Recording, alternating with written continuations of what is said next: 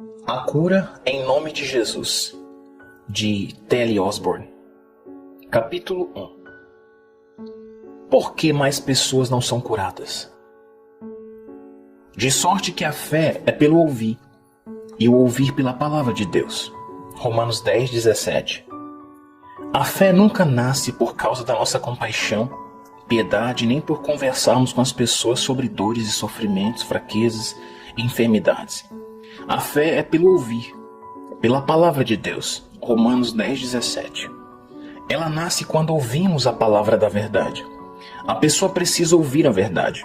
Jesus disse: "E conhecereis a verdade, e a verdade vos libertará." João 8,32. Ele é a verdade.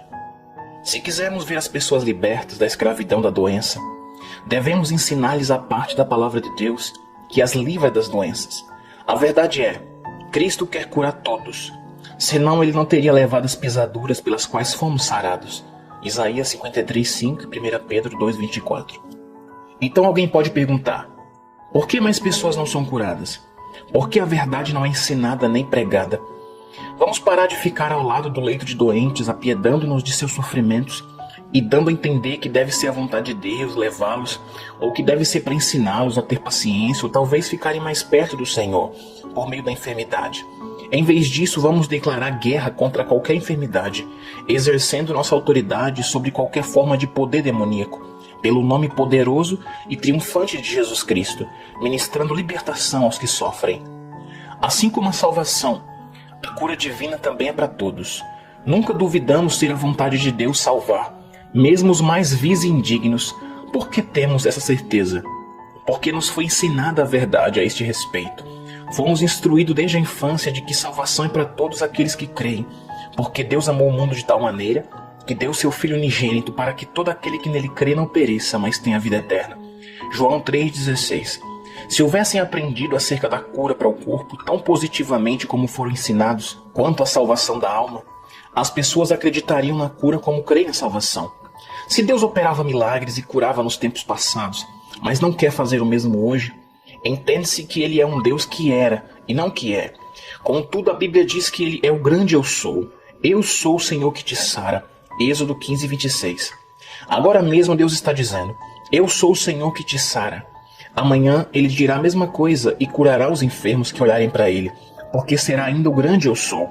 Não pode haver dúvida, o Senhor cura todos os que dele se aproximam, crendo em sua promessa. Seja-vos feito segundo a vossa fé. Mateus 9:29, parte B. Portanto, peça, porém com fé, não duvidando. Tiago 1:6, parte A. A cura é espiritual e física. A cura na Bíblia é tanto física como espiritual.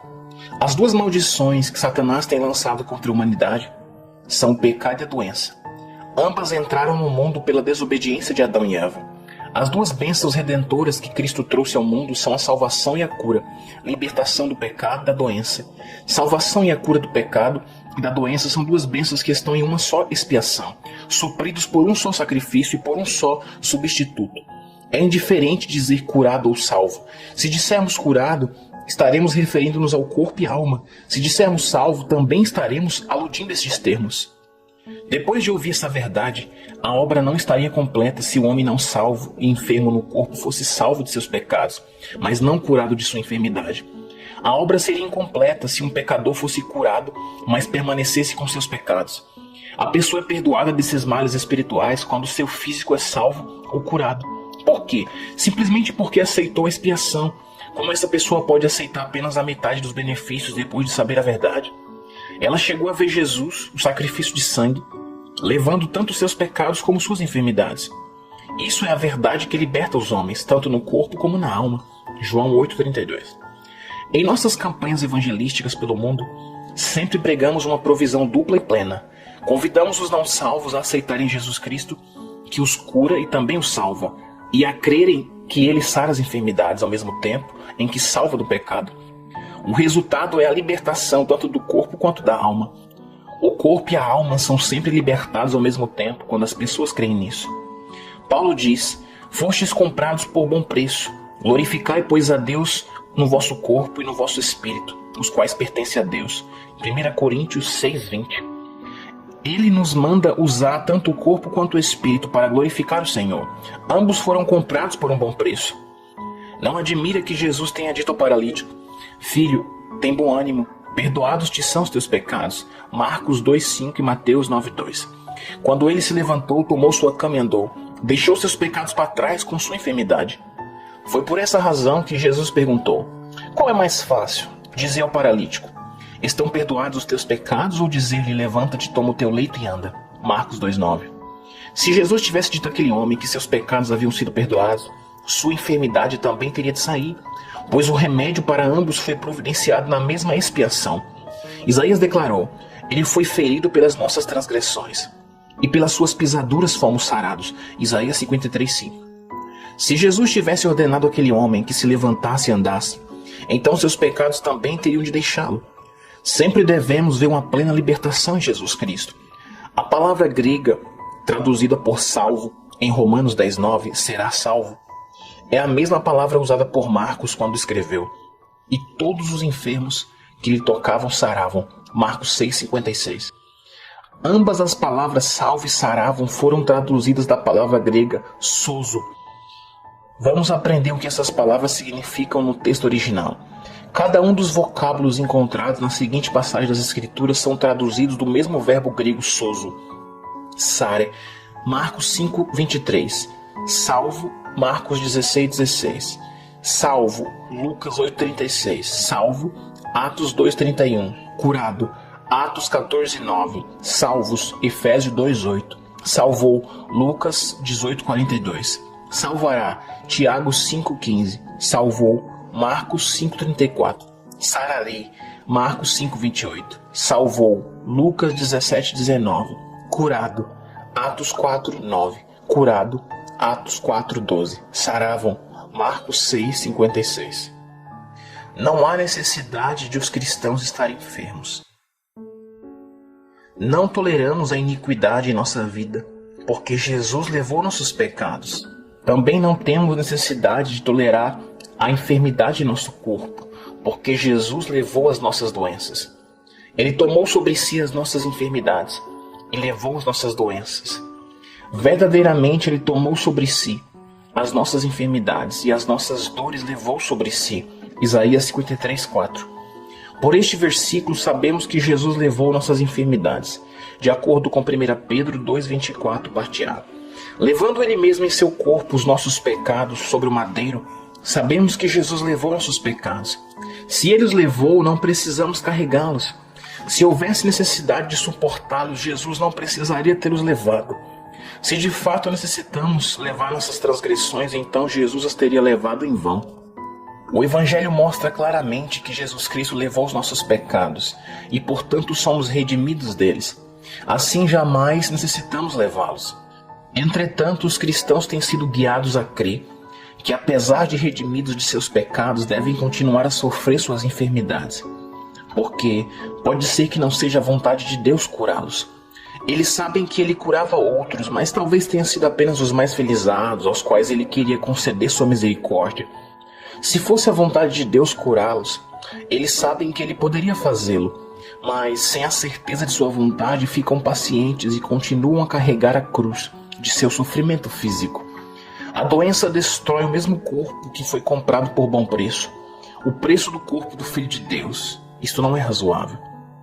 Como tal doutrina é diferente da palavra de Deus, o reverendo F.F. Bosworth diz: quando pergunta a um cristão se ele acha que é a vontade de Deus curá-lo, e ele responde que não sabe, então pergunto-lhe se é a vontade de Deus cumprir sua promessa. A razão por que mais pessoas não são curadas é a falta de pregação e ensinamento dessas verdades. Se a fé é pelo ouvir, e o ouvir pela palavra de Deus, se esperamos que o povo tenha fé para receber a bênção de Deus da cura física, devemos proclamar-lhes estas verdades bíblicas que edificam a fé para receber essa bênção. Quantos pecadores seriam salvos se o pregador nunca fizesse um sermão sobre a salvação? Ou se quando resolvesse ministrar um sermão sobre salvação, fundamentasse seu discurso nos seguintes pontos principais: talvez não seja a vontade de Deus salvá-lo. Talvez seu pecado seja para a glória de Deus. Talvez Deus esteja usando o seu pecado para castigá-lo. Tenha paciência em seu pecado até que Deus queira salvá-la. Já passou o tempo de milagres, conversões. Quantas almas seriam salvas e quantos pecadores receberiam fé necessária para a conversão com essas mensagens? Contudo, esses são quase os únicos pontos que muitos enfermos ouvem a respeito da cura. Dessa forma, é fácil compreender por que muitas pessoas não são curadas hoje. Capítulo 2. Pedindo ao Pai, em nome de Jesus. E tudo quanto pedides em meu nome, eu o farei, para que o Pai seja glorificado no Filho. João 14:13. Tudo quanto pedides a meu Pai em meu nome, Ele vô-lo há de dar. João 16:23, parte B. De acordo com esses versículos, temos o direito de pedir ao Pai a cura em nome de Jesus Cristo e sermos curados. Se crermos na palavra de Deus, pediremos em nome de Jesus e receberemos o que pedimos. Isto é o que diz em 1 João 5,14. Se pedirmos alguma coisa segundo a sua vontade, e com certeza a cura é a vontade de Deus para todos. Se você está sofrendo de alguma enfermidade, tem o direito de pedir que o Pai o cure. Então, tudo o que pedirdes orando, crede que o recebereis e tê-lo-eis. Marcos 11:24. Contudo, observe que devemos pedir em nome de Jesus. O poder do nome de Jesus. Há poder em o nome do Senhor Jesus Cristo. Está escrito em Filipenses 2, 9 e 10. Deus lhe deu um nome que é sobre todo nome, para que ao nome de Jesus se dobre todo o joelho dos que estão nos céus, ou seja, anjos, e na terra, homens, e debaixo da terra, demônios. Os seres de 3 mundos devem dobrar o joelho ao nome de Jesus.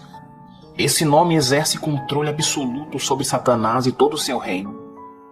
Smith Wigglesworth conta como ministrou certo homem moribundo com tuberculose.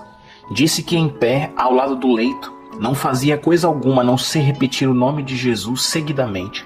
O quarto encheu-se da glória de Deus. A cura veio para o corpo do doente e ele levantou-se completamente curado. Pedro disse ao coxo: em nome de Jesus Cristo Nazareno, levanta-te e anda. Atos 3:6, parte B. E o homem andou. Paulo disse a um demônio: em nome de Jesus Cristo te mando que saias dela.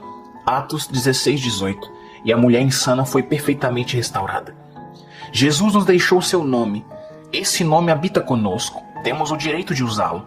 A Satanás é ordenado respeitar esse nome, que é sobre todo nome.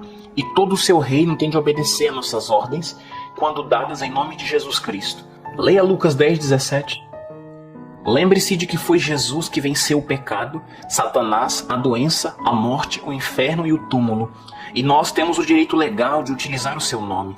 Como E.W. Kenyon escreve: quando Jesus nos deu o direito de usar este nome, o Pai sabia tudo o que implicaria quando as almas oprimidas o pronunciassem em oração. E é sempre de seu agrado reconhecer este nome. As possibilidades envolvidas neste nome estão além de nosso entendimento. Quando Jesus diz: tudo quanto pedides ao Pai em meu nome, Ele estava entregando-nos um cheque já endossado para sacarmos todos os recursos dos céus, pedindo que o preenchêssemos. Que grande privilégio nosso! Se você está precisando de cura, faça um estudo dos recursos de Jesus, a fim de compreender melhor a riqueza que este nome tem para você hoje. Cabe a você usá-lo hoje. Jesus disse isso. Creia que Ele disse a verdade e comece a utilizar o nome dele em oração hoje. Jesus está dizendo-lhe: peça ao Pai em meu nome, eu abonarei a petição, e o Pai lhe dará qualquer coisa por mim abonada. Quando tomamos nossos privilégios e direitos na nova aliança e oramos em nome de Jesus, parece que o pedido ou a súplica passa de nossas mãos para as mãos de Jesus. Ele então assume a responsabilidade dessa necessidade.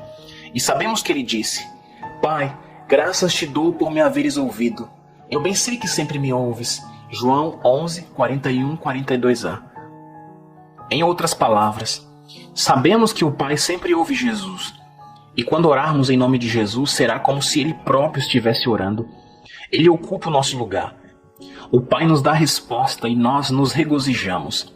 Se você precisa de cura, pode pedi-la ao Pai, em nome de Jesus. Creia que Ele ouve você e então descobrirá que sua enfermidade se foi. Por quê? Esta é a confiança que temos nele, que se pedirmos alguma coisa segundo a sua vontade, Ele nos ouve. E se sabemos que Ele nos ouve em tudo o que pedimos, sabemos que alcançamos as petições que lhe fizemos. 1 João 5, 14 e 15. Esse direito é seu. Peça-lhe e receberá saúde, num precioso e poderoso nome de Jesus. Faça isso agora. Essa verdade opera agora, bem aí onde você está. Jesus deu-nos a permissão de utilizarmos seu nome em oração. E tudo quanto pedirdes em meu nome, eu farei, para que o Pai seja glorificado no Filho. Se pedirdes alguma coisa em meu nome, eu o farei. João 14, 13 e 14. E mais, até agora nada pedistes em meu nome. Pede e recebereis, para que a vossa alegria se cumpra. João 16, 24. Podemos louvar Jesus grandemente pelo direito de usar o seu nome em oração. Se você precisa de cura, peça ao Pai em nome de seu querido Filho e receba, e sua alegria se cumprirá. Pedro, fiando-se na palavra de Jesus, disse ao coxo que necessitava de cura: em nome de Jesus Cristo Nazareno, levanta-te e anda. Atos 3, 6, parte B. Este nome jamais perdeu seu poder. Você pode receber cura por meio dele. As pessoas são salvas por esse nome, pois em nenhum outro há salvação, porque também debaixo do céu nenhum outro nome há, dado entre os homens pelo qual devamos ser salvos. Atos 4, 12. Você pode orar e fazer suas petições ao Pai neste nome. João 14, 13, 14, 16, 24. Neste nome, os coxos e os indefesos são libertados para andar novamente. Jesus disse: em meu nome expulsarão demônios. Marcos 16, 17. Paulo provou a veracidade desta profecia muitos anos depois de Jesus a proferir. Paulo disse ao espírito maligno: em nome de Jesus Cristo, te mando que saias dela. E na mesma hora saiu. Atos 16, 18. Não admira que o poeta tenha escrito: saudai o nome de Jesus, arcanjos, vos prostrai, o Filho do glorioso Deus, com glória coroai. Quão grande poder tem esse nome para a igreja hoje. Ele abrangia cada fase da primeira igreja cristã. Em Colossenses 3,17, aprendemos que: e quando fizerdes por palavras ou por obras, fazei tudo em o nome do Senhor Jesus, dando por ele graças a Deus Pai. Em Efésios 5,20, aprendemos a dar sempre graças por tudo a nosso Deus e Pai, em nome de nosso Senhor Jesus Cristo. Em 1 Coríntios 6,11, foi-lhes dito que havia sido lavados, santificados e justificados em nome do Senhor Jesus e pelo Espírito de Deus. Em Hebreus 13,15, somos admoestados a oferecer sempre sacrifício de louvor ao seu nome. Em Tiago 5,14, somos instruídos a ungir os enfermos com azeite no nome do Senhor. Em 1 João 3,23, lemos que o seu mandamento é o seguinte: que creiamos no nome de seu Filho Jesus Cristo. Vemos nesses versículos que o nome de Jesus dava poder a cada fase da vida do cristão, e que era importante em seus pensamentos, sua vida de oração, seu ensinamento e sua pregação, uma importância que muitos hoje ignoram, porque não foram instruídos. Capítulo 3. O convite. Jesus disse: e conhecereis a verdade, e a verdade vos libertará. João 8,32. O conhecimento dessas grandes verdades da redenção torna possível que Deus cumpra todas as suas promessas para você. Convém acrescentar, contudo, que as promessas são para os que aceitam Jesus como Salvador. Um homem me perguntou: você pode orar para que eu seja curado? Respondi: certamente. Mas você é cristão? Está realmente salvo? Não, falou o homem. Então questionei: por que você pede que Deus o cure, se você não o ama o bastante para servir a Ele? Ora, só pensei em ficar curado, respondeu ele. Você pode ficar curado e certamente ficará, mas primeiro aceite Cristo como seu Salvador, então Ele terá prazer em restaurá-lo. Argumentei: por que você pediria a Deus que lhe desse mais força para servir ao diabo? Se você servir a Deus, Ele, Jeová Rafá, o Senhor que cura, terá prazer, não apenas em curá-lo, mas também em cumprir cada uma de suas promessas em você e mantê-lo feliz pelo resto da vida. O homem pensou seriamente, aceitou Cristo, foi maravilhosamente convertido e sarou imediatamente. Talvez você seja um dos que deseja cura para o seu corpo, mas não tem alegria de saber que tudo está bem em sua alma. Se esse é o seu caso, lembre-se de que o melhor momento para ser salvo é agora. Eis aqui agora o tempo aceitável, eis aqui agora o dia da salvação. 2 Coríntios 6, 2, parte B. Deus está esperando para derramar suas bênçãos sobre a sua vida. Ele deseja revelar-se a você em toda a sua plenitude. A pessoa que nunca aceitou Cristo como Salvador deve lembrar-se de que todos pecaram e destituídos estão da glória de Deus. Romanos 3:23. Se vos não arrependerdes, todos de igual modo perecereis. Lucas 13:5. Jesus disse: necessário vos é nascer de novo. João 3:7, parte B. Paulo afirmou: se alguém está em Cristo, nova criatura é. 2 Coríntios 5:17, parte A.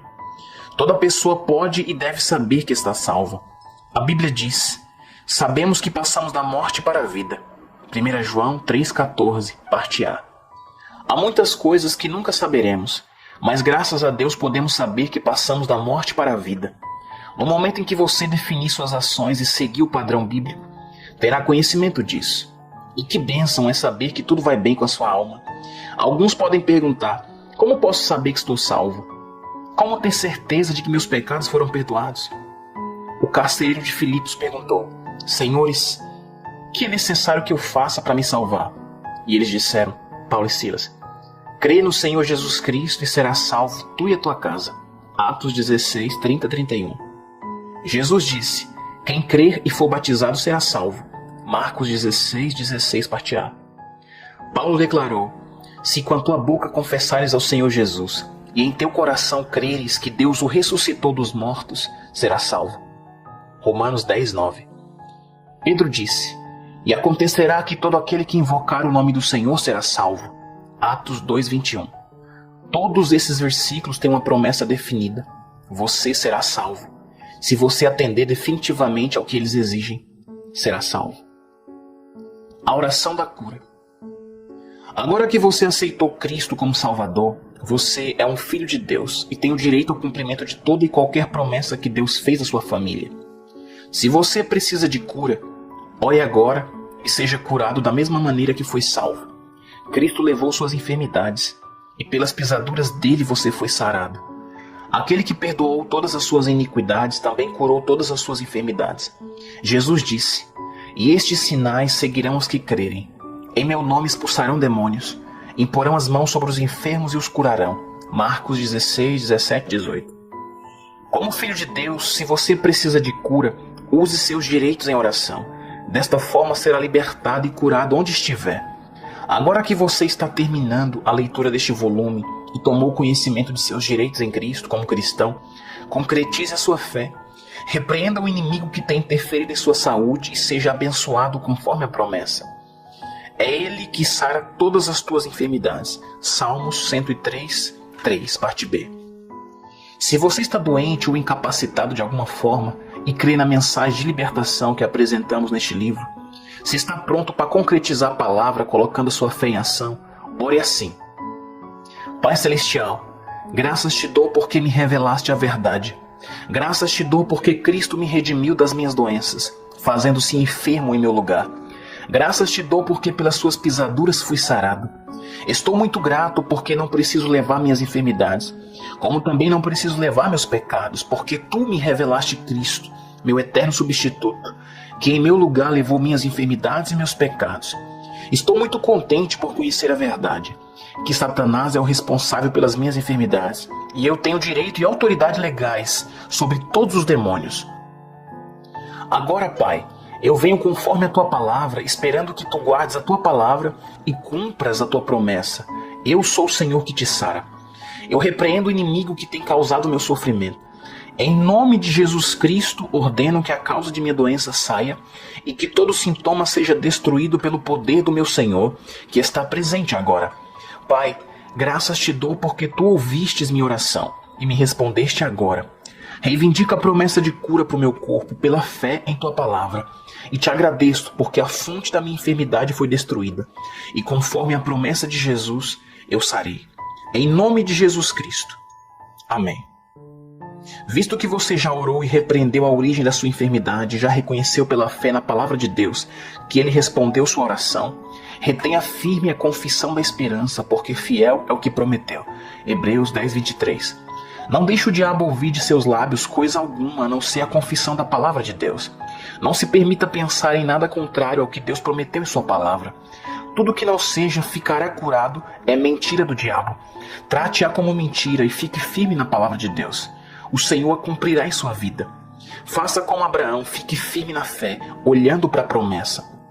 Conserve a palavra diante de seus olhos. Olhe para a promessa continuamente. Nunca considere algum sintoma que contradiga a Escritura Sagrada como razão para duvidar da palavra eterna. Porque está escrito: eu velo sobre a minha palavra para cumprir. Jeremias 1:12.